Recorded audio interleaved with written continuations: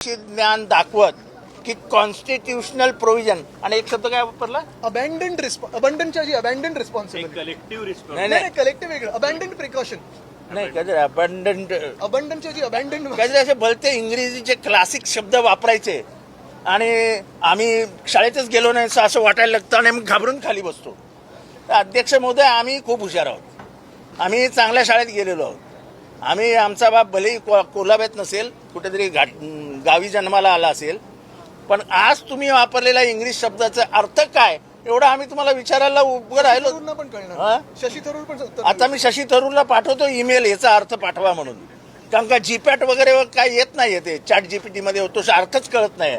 Abundant caution काहीतरी पण एखाद्या सरकारचं पाप अध्यक्षांनी लपवण्यासाठी ज्या काही कोलांट्या उड्या मारण्याचा प्रयत्न करतायत हे अध्यक्ष का करतायत. या सभागृहाची गरिमा टिकली पाहिजे. या सभागृहाचं मूल्यांकन कमी होता कामा नये. हे सभागृह महाराष्ट्राची इज्जत इब्रत राखणार आहे. तिथेच महाराष्ट्राच्या एकंदर चारित्र्यावरती त्याच्या राजकीय चारित्र्यावरती कर्तृत्वावरती बलात्कार होतोय. तुम्हाला दिसत नाही. तुम्हाला दिसत नाही अध्यक्ष महोदय. आणि मग अध्यक्ष महोदय आता तरी सुधरा. आता तरी मर्यादेचं पालन करा. केवळ आपल्या हातात कायदा आहे आणि आपली 4-2 कामं होतात म्हणून जर तुम्ही सभागृहात चालवणार असाल तर महाराष्ट्राला तुम्ही चुकीच्या मार्गावर घेऊन जात आहात.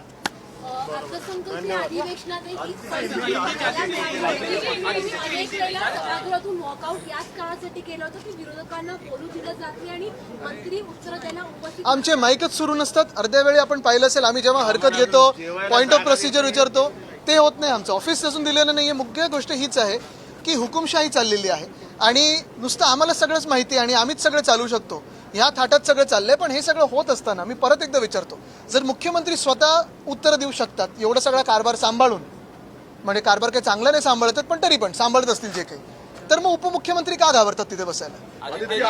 एक दुसरी गोष्ट आम्ही गेले अधिवेशन सुरू म्हणजे हे सरकार स्थापन झाल्यापासून विरोधी पक्ष नेत्याचा मुद्दा मांडतोय सगळं म्हणतोय.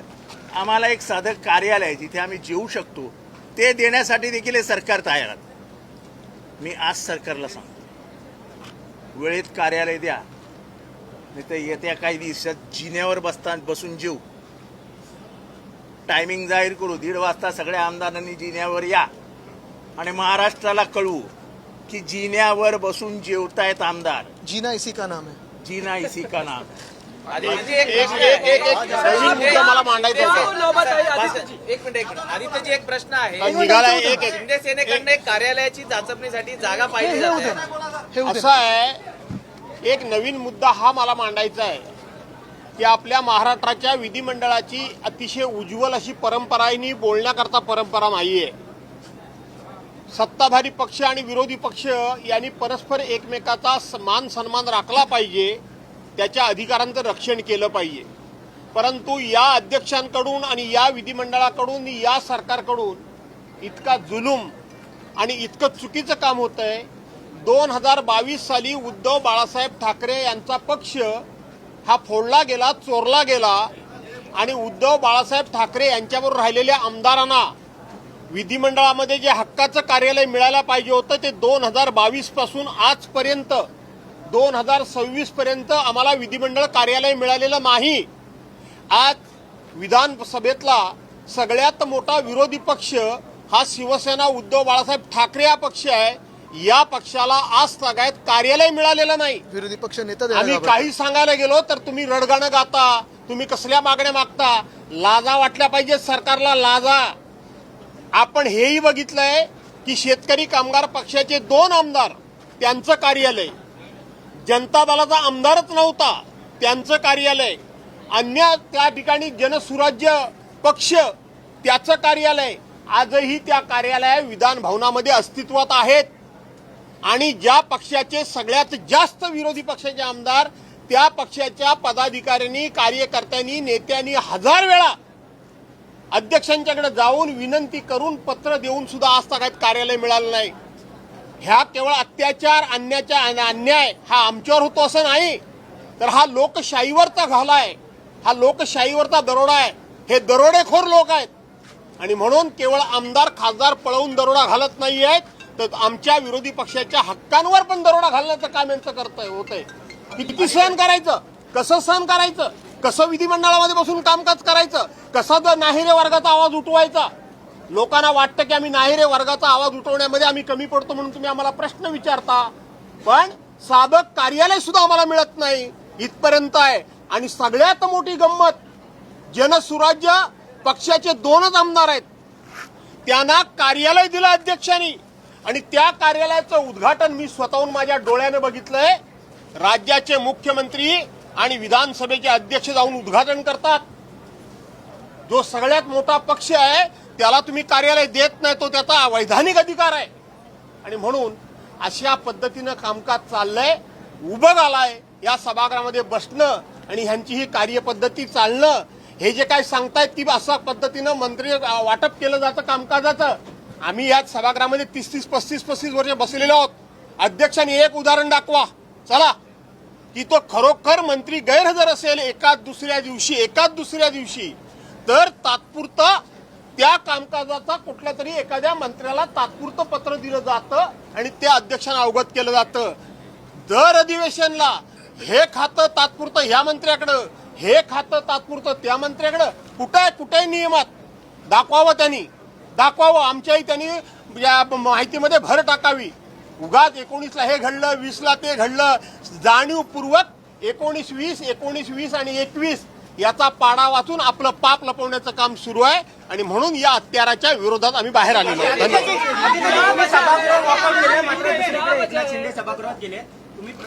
अरे मी होतो तेव्हा तिथे मला वाटतं जेव्हा पळाले होते ना ते ठीक आहे, त्यांना टाचणी केली होती, जाऊ दे. स्वतः उत्तर देत नाही. ऐका गिरीश समोर या, म्हणजे कॅमेरा वकील. पहिली गोष्ट म्हणजे फेकनाथ मिंदे समोर बसल्यानंतरच मी सांगितलं की तुम्हाला उत्तर देता येत नाही, तुम्ही घाबरता उत्तर द्यायला. दुसरी गोष्ट म्हणजे त्यांनी जर उत्तर द्यायची हिंमत असेल त्यांच्यात तर चला पूर्ण एक दिवस ठेवा, सगळ्या त्यांच्या खात्यांची आम्ही प्रश्न विचारतो, त्यांना उत्तर देऊ द्या. पण अजून एक आहे फेकनाथ मिंदेना वाटतं त्यांना उत्तर द्यायचे, ते ज्या पक्षाचे गुलाम आहेत ना भाजप, त्यांनाच उत्तर देत असतात. महाराष्ट्राच्या जनतेला त्यांना उत्तर द्यायचे नसते. मराठी होते मग शिवसेना शिंदे गट नवीन कार्यालयासाठी, शिवसेना शिंदे गट नाही, मिंदे गटच आहे. चोरांच्या गटाला शिवसेनेचं नाव नवीन दिलं. कार्यालयासाठी दादर आणि बीकेसी मध्ये चाचपणी देखील झाली आहे. ते आज मला वाटतं त्यांनी मध्य प्रदेशचे मुख्यमंत्र्यांना फोन करावा. उज्जैनचा जो जमीन घोटाळा झालेला आहे तिथे त्यांना मोठी जागा मिळू शकेल, कारण हे घोटाळेबाज तशीच जागा शोधतील. नवीन उभं करतायत. अशी माहिती मिळते की जो निधी त्यांना दिला तो वापरातच आला नाहीये. आपण काल बघितलं असाल, अनेक चॅनल्सनी हे दाखवलं आणि आज देखील सगळ्या सोशल मीडियावर आहे की जे हे पैशाला विकले गेलेले खासदार होते, विकाऊ खासदार होते, जे 6 जे उद्धव बाळासाहेब ठाकरे यांच्या चेहऱ्यावर निवडून आले, मग फेकनाथ मिंदेंनी पैसे टाकले, नाचायला लागले आणि तिथे उडी मारत गेले. हे असे जे 6 विकाऊ लोक होते, ह्या 6 विकाऊ लोकांनी स्वतःचा निधीचा जो काही खर्च करायचा असतो किंवा मागणी पण करायची असते, फंड रिझर्व्ह करायला लागतो, हा फंड रिझर्व्ह पण केला नव्हता. म्हणजे निधी मिळाले, कोणाला 14 कोटी पण खर्च झालाय 25 लाख, कोणाला मिळाले 18 कोटी पण झालाय 1.5 कोटी खर्च. हे सगळे खोटारडेपणा त्यांचा हा आपल्या मीडियाच्या माध्यमातून लोकांसमोर आलेला आहे. तो निधी जो मागत होते तो वैयक्तिक निधी मागत होते, पक्षासाठी किंवा जनतेसाठी मागत नव्हते.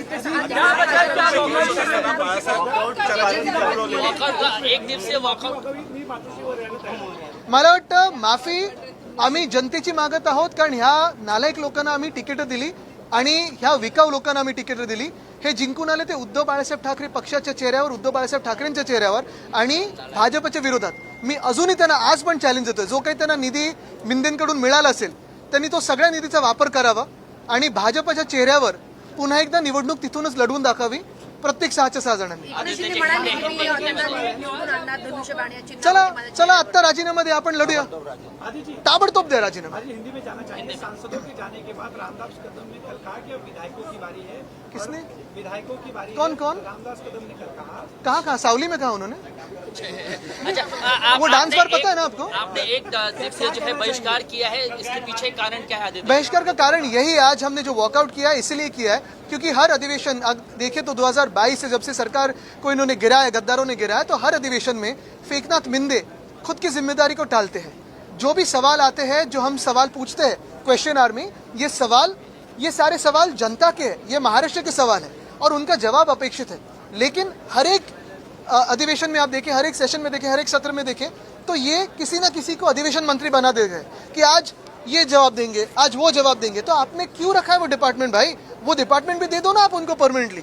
लेकिन पैसा निकालने के लिए, घोटाला करने के लिए, भ्रष्टाचार करने के लिए खुद के पास डिपार्टमेंट रखते हो और जब जवाब देने का समय आता है उस वक्त आप भाग जाते हो।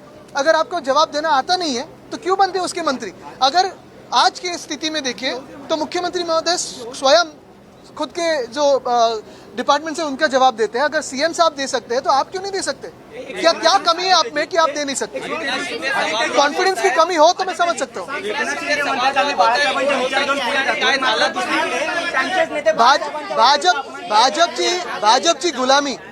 भाजपची गुलामी करणारे लोक वंदनीय हिंदू सम्राट बाळासाहेब ठाकरेंचे कधी विचार पुढे नेऊ नाही शकत. असले लोक जे सुरतला पळाले होते, गुवाहाटीला पळाले होते आणि काल ते किरण पावसकर काय बोलले बघा तुम्ही, त्यांना बरोबर उत्तर शिवसैनिक कुठे ना कुठेतरी चांगलंच उत्तर देईल ही मला खात्री आहे. काय झाला तुम्ही? स्वतःला बोलले का? स्वतःला बोलले. बात बंदूक तक आ गई है, बात आदित्य जी, बात बंदूक दिखाने तक आ गई है आदित्य जी, बात बंदूक दिखाने तक आ गई है, गोला बारूद बंदूक तक की बात की जा रही है। कौन कर रहा है? जो बागी हुए वो कह रहे हैं कि बंदूक दिखाएंगे, गोला बारूद। यही तो भाजपा की भाषा है। लेकिन आज भाजपा भी जवाब दे कि जो उज्जैन में घोटाला हुआ है, जो आज आपने देखा होगा सारे पेपर्स में आया है, आपके भी न्यूज चैनल्स पे चल रहा है, तो क्या यही भाजपा हमें हिंदुत्व सिखाती है? जिस भाजपा के लोग राम मंदिर में घोटाला करते हैं, राम लल्ला के जो आप देखिए पादुका चुराया, नेकलेस चुराया, जिस राम लल्ला के मंदिर में अगर ये भ्रष्टाचार कर सकते हैं और उज्जैन में महाकाल के उधर जमीनें खुद के नाम पे सीएम कर सकते हैं, तो ये भाजपा हमें हिंदुत्व की सर्टिफिकेट देंगे?